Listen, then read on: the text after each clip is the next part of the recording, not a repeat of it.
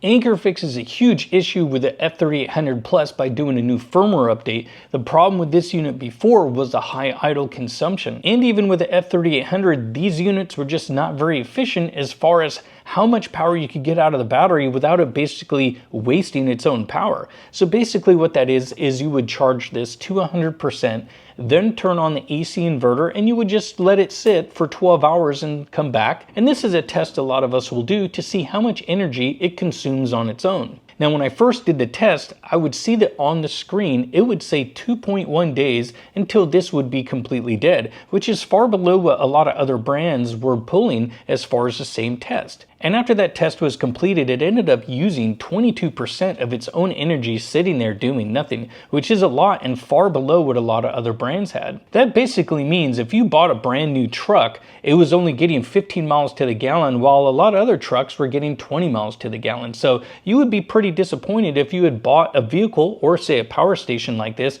to realize that the efficiency of it is not as good as other brands. But now with a firmware update, I ended up running this test 2 more times just to make sure, charged it to 100%, turned on the AC inverter again, and then let it sit for just a little over 12 hours. Now, one of the things I did notice is immediately if you look at the screen, instead of 2.1 days, this was fluctuating between about 3.4 and around 4.3 days. This was something I noticed it wasn't steady like before, as it would just continue to fluctuate. But now when you look at the 12-hour standby test and as far as how much energy it consumed, it now only consumed 11%. That is huge. And again, I did this test 2 times just to make sure my results were exactly the same, and that's exactly what pulled up, was 11% during both tests, which that is a huge improvement over what they had before of the 22%. And so now, as far as this being something I didn't really recommend so much because of the efficiency, as this really moves it up a few notches as far as something you would consider as far as some of the other brands out there now, because you do get the 6,000 watt inverter, and not to mention you also get the expandability of this, which you can expand this unit a lot without needing some kind of a panel, which some of the other brands need. You will need a smart panel or some kind of a smart transfer switch if you want to get full expansion. Now, there are a couple things that I still don't like, which is really the solar input. They have these new connections, which honestly I've never seen these before. I was hoping they really would have gone to something like a XT90, maybe an Anderson connection, or build in some MC4 connections to make it a little bit more standard. Nobody likes proprietary inputs, which is one of the reasons I like Apple now, is that they got rid of the lightning jack and went with the USB-C, which is a lot more standardized with a lot more equipment out there. So that's one of the things that I think Anker should have done. Instead of going with these proprietary connectors, go with something that's a little bit more of an industry standard. Nobody likes proprietary. They want to be able to use their own solar panels and their own stuff.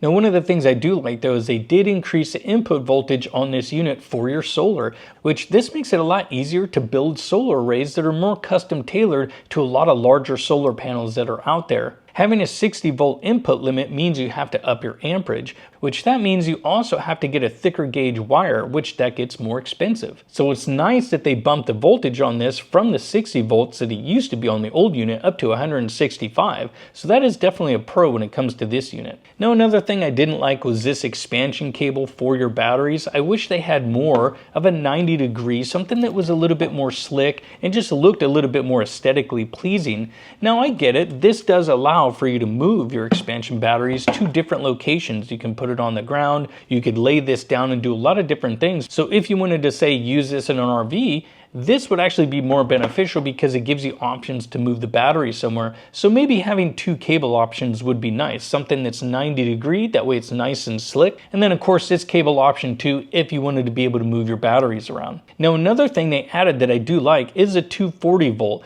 which this allows you to plug this into say a normal type of generator, and then you can charge this much faster. Now, I don't like the fact that they build this kind of a giant brick and a giant cable. I think they could have made that maybe a little bit more sleek or something different anyway, but I like the option now though of having the generator input and being able to charge this faster at 240 volt, because it doesn't have to be a generator. You could plug it into a 50 amp outlet. So there are some good improvements with the F3800 Plus, and now that they did the firmware update, which if you haven't done it, I suggest you do, but is this something now you would consider if it really wasn't on your list before? Let me know down in the comments. I hope the video helped you out, and I hope to see you in another one.